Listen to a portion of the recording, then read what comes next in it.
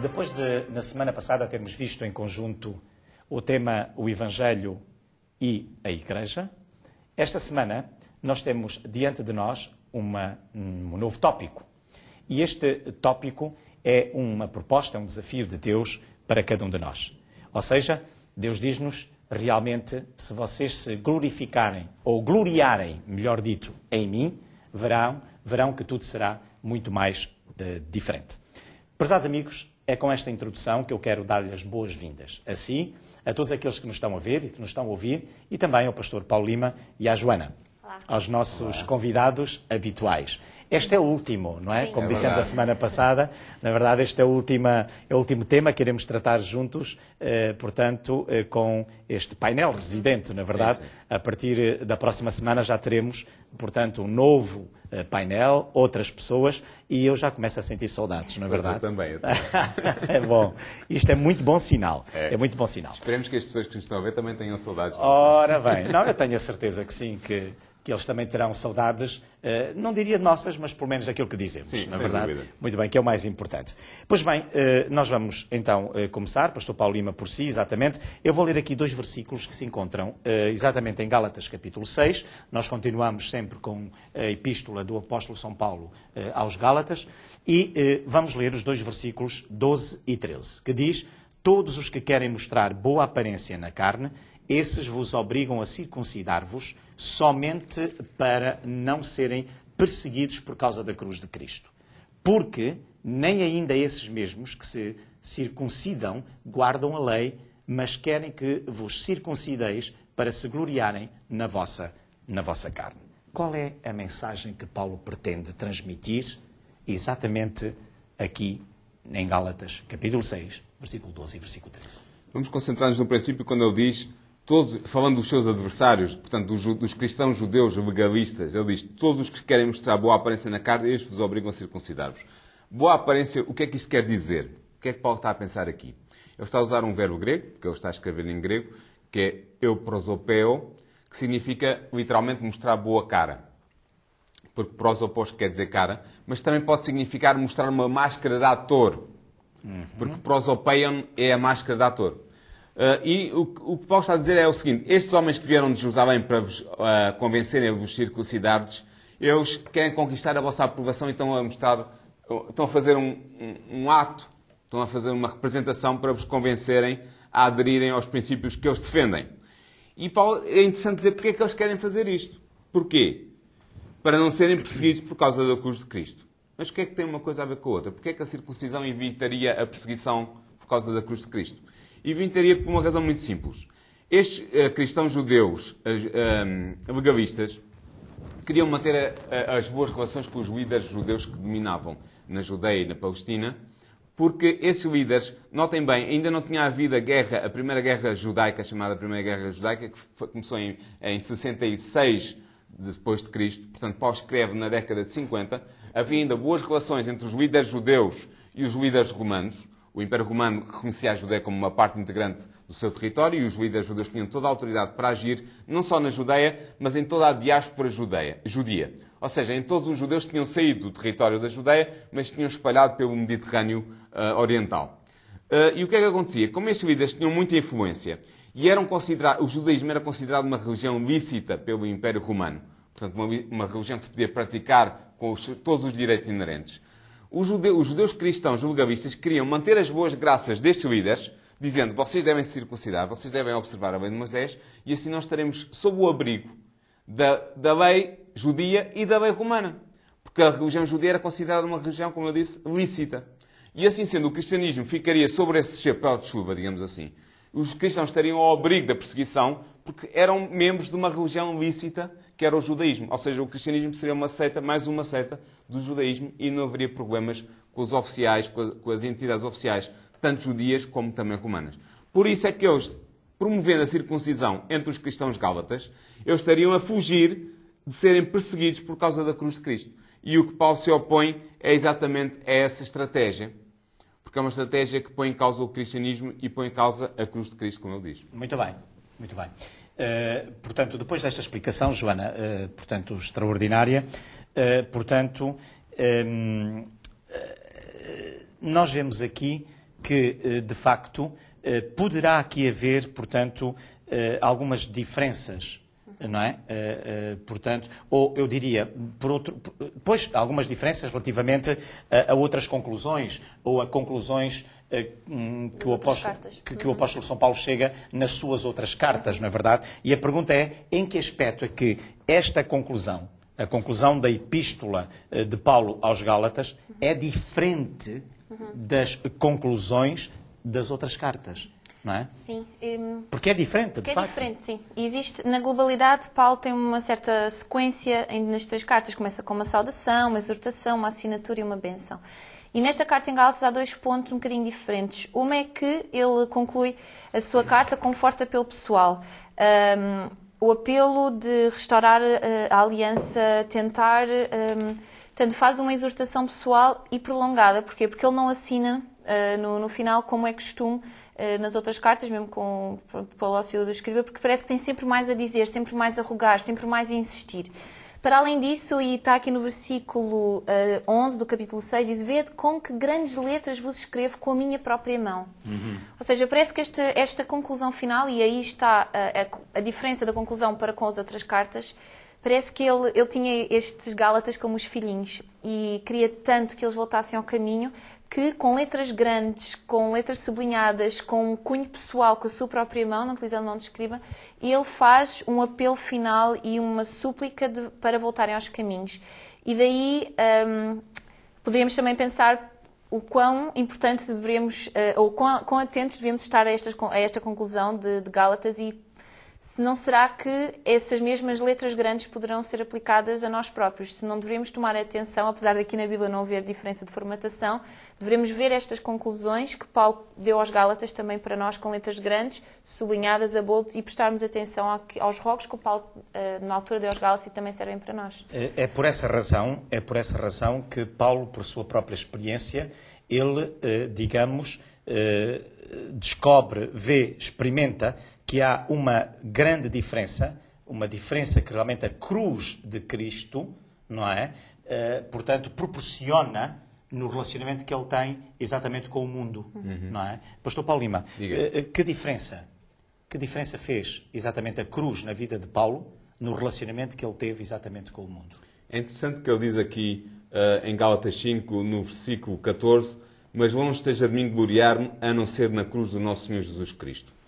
Isto é uma coisa extraordinária que eu estou aqui a dizer. Nós hoje não temos noção do conteúdo extraordinário desta afirmação. 6.14, sim, perdão. 6.14. É extraordinário porquê? Porque a cruz, no tempo de Paulo, não era algo para alguém se gloriar, para alguém sentir orgulho. Era um instrumento de tortura que era desprezível e era vergonhoso. Era vergonhoso e desprezível para o judeu. Eles não podiam imaginar um Messias crucificado. Era... Como é que eu ia dizer isto? Era a antítese de tudo o que era bom. O Messias nunca poderia ter sido crucificado. Portanto, a cruz de Cristo era uma vergonha para o cristianismo, do ponto de vista de um judeu ortodoxo. Do ponto de vista do romano, era igualmente desprezível e vergonhoso, porque era de tal modo desprezível e vergonhoso que um cidadão romano não podia ser crucificado, tivesse feito o pior crime que ele pudesse ter feito. Não, estava isento da pena de crucificação. O Estado romano não queria passar pela vergonha de um dos seus cidadãos ser sujeito à cruz, fosse qual fosse o crime que ele tivesse cometido. Portanto, já estão a ver como esta afirmação de Paulo é estranha. Ele dizer que se gloria, que é uma glória para ele, a cruz de Cristo. Mas então, porquê é que ele diz isto? Porquê é que ele se gloria na cruz de Cristo? Porque a cruz muda tudo para um cristão. E Paulo compreende isso muito bem. Muda o nosso relacionamento com o que está à nossa volta, muda o nosso relacionamento com o que Paulo chama o mundo. Nós, cristãos, quando aceitamos Cristo, nós morremos naquela cruz com Cristo. Nós morremos para a nossa vida passada e, portanto, morremos para tudo o que ela implica, o chamado mundo, aquilo que está à nossa volta, as forças das trevas, as forças do mal, os impulsos para o mal que estão na própria natureza com a qual nós nascemos. Pai, não te peço que os tires do mundo, mas que os livres. Exatamente. É isso que Paulo está a dizer aqui quando ele diz: pela cruz de Cristo, o mundo está crucificado para mim e eu estou crucificado para o mundo. Ou seja, o que está a dizer é que, quando nós identificamos com Cristo morto ali na cruz, nós morremos também para o mundo, somos crucificados com Cristo, e o mundo é crucificado para nós no sentido em que ele está morto. Ele deixa de ter qualquer valor, ele deixa de ter qualquer interesse. O mundo, entendam bem, é um conceito que Paulo está a usar com um sentido muito próprio, como eu já referi, tem a ver com a envolvência do mal em que nós estamos, com os princípios do mal que nos cercam e que estão no nosso próprio coração. O grande conflito. O grande conflito entre o bem e o mal. O bem e o mal está patente. Está patente, como acho que foi semana passada ou 2 semanas, a Joana dizia que os conflitos morais só surgem quando nós ganhamos esta nova natureza espiritual que surge em nós pela conversão, porque antes tínhamos um conflito ou outro, mas não é nada especial, porque estamos de acordo com o que está à nossa volta, com onde nascemos e onde vivemos. É só quando essa nossa nova natureza é implementada em nós, porque nós morremos juntamente com Cristo naquela cruz, que passa a haver conflito. E Paulo diz, o mundo tem que estar morto para mim e eu também estou morto para o mundo. Porque Estamos também mortos um para o outro. Pastor Paulo Lima, porque também acabo por ter uma noção clara dos efeitos que o pecado tem na minha vida. Sem dúvida. A partir dessa altura, não é? Sim, por isso claro. por isso é que eu reconheço que, na realidade, o mundo onde eu estou não me traz nada... Não tem nada para mim. Para mim. Nada de positivo. Não é? Exatamente. E, portanto, estamos mortos um para o outro. Exatamente. Ok. Joana, depois desta explicação, Gálatas 6,15, porque em Cristo Jesus... vem agora este texto que diz nem a circuncisão, nem a incircuncisão têm virtude alguma, mas sim o ser, lá está, uma nova criatura. Muito bem.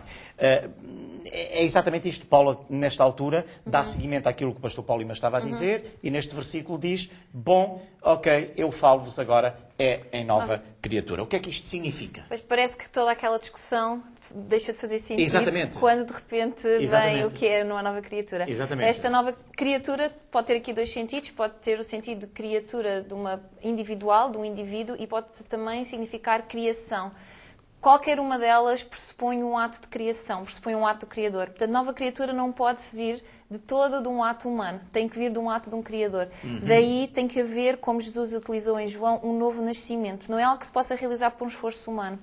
E podemos ver aqui em 2 Coríntios 5,17, que até diz, pelo que se alguém está em Cristo, ou seja, a condição é estar em Cristo, nova criatura é. A minha Bíblia até utiliza nova criação é.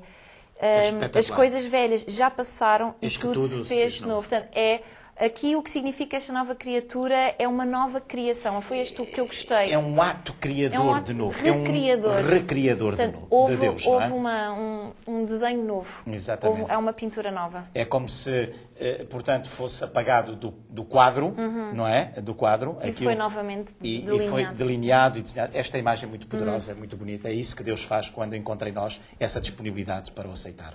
Sim, por isso às vezes estas questões da circuncisão não têm significado se não reconsiderarmos que vai haver uma nova criação nosso próprio ser. Muito bem. E é isso que Deus tem no seu coração, na verdade. O ideal de Deus para a raça humana são as novas criaturas, os seus filhos restaurados de novo à sua imagem. Não é? Portanto, como ele pretendeu sempre desde um princípio. Muito bem. Pastor Paulo Lima, última pergunta para si. Versículo 17, o apóstolo, ele vai, a determinada altura, diz, desde agora, ninguém me inquiete, porque eu trago no meu corpo as marcas do Senhor Jesus. O que são as marcas de Jesus que Paulo afirma levar no seu corpo, pastor Paulo Lima? Marcas em grego é stigmata, de onde vem a nossa palavra estigma. Portanto é uma palavra conhecida. E Paulo está a pensar em 2 contextos que têm a ver com os costumes da sua época. O primeiro tem a ver com o facto de alguns escravos que tinham o azar de ter senhores mais cruéis chegavam a ser marcados na carne com a marca do seu senhor. Portanto, eles eram uma propriedade, eram um instrumento. Os romanos até diziam que era um instrumento com voz, era a única diferença entre um escravo e um martelo. E eles eram marcados pelos seus senhores como marca de propriedade. O outro contexto tem a ver com as religiões de mistério, que eram religiões que se tinham espalhado muito no Império Romano na época de Paulo. Religiões como a religião da deusa egípcia Ísis ou do deus iraniano Mitra. E esses adoradores das religiões de mistério, para marcarem a pertença àquela religião e ao Deus que eles adoravam, eles também faziam tatuagens, marcavam-se com o sinal do seu Deus. Portanto, é neste contexto que Paulo está a pensar. Ele faz uma analogia. Mas então o que é que são as marcas de Paulo? Ele foi marcado de Cristo, em Paulo. Ele foi marcado a ferro ou tatuou-se com a imagem do seu Deus? Não. Ele está a usar uma analogia e provavelmente, isto não temos a certeza, mas provavelmente ele está a falar das cicatrizes que ele sofreu durante o seu percurso de evangelizador e de missionário para Jesus. Ele fala em 2 Coríntios... Após a sua conversão. Depois da sua confissão. Depois da sua confissão. Ele em 2 de Coríntios, na segunda epístola de Coríntios, no capítulo 11, do versículo 24 ao 27, ele fala, dá uma série dá uma descrição dos atos de barbárie que ele sofreu. Foi chicoteado 40 vezes, menos uma, 5 vezes. Foi açoitado com varas 3 vezes. Foi apedrejado uma vez. Portanto, tudo isso deixou-lhe marcas no corpo, marcas físicas, cicatrizes, e é provavelmente a essas marcas que ele se está a referir. Essas marcas honram-no e ele sente honra nelas e orgulho, porque elas são um sinal da sua pertença a Cristo. Mostram que ele era um legítimo proclamador do Evangelho de Cristo e que o Evangelho que ele proclama tem esse estigma, essas marcas, estigma no sentido positivo, essa marca de pertença a Cristo. Portanto, o Evangelho que ele prega é algo que vem de Cristo porque ele tem no seu corpo as marcas da sua pertença. E é interessante que aqui faz implicitamente uma contraposição aos seus opositores, aos judeus cristãos legalistas. Porque qual era a marca que esses podiam arrogar-se? Qual era a marca da qual eles podiam orgulhar? Gloriar-se. Ou gloriar-se. Qual era a marca da qual eles podiam orgulhar? Era só uma. Era a circuncisão. Mas essa marca não era a marca de Cristo, segundo Paulo.